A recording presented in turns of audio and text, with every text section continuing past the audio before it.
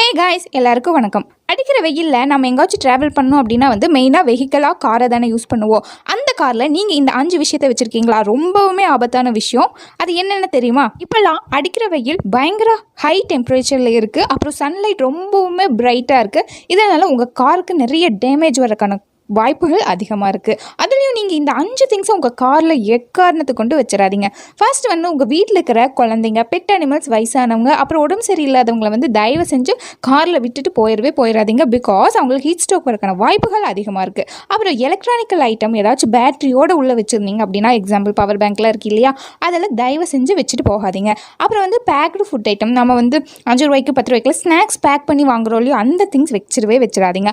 அப்புறம் plastic bottle, அதை முன்னாடியே வச்சுருப்பீங்களே, பர்ஃப்யூம்ஸ் இல்லைனா பிளாஸ்டிக் பாட்டில்ஸில் தண்ணி நிரப்பி அதை வச்சிடாதீங்க. அதுக்கப்புறம் லாஸ்ட்டாக லைட்டருமே உங்கள் காரில் வச்சுட்டு போயிடாதீங்க. So thank you.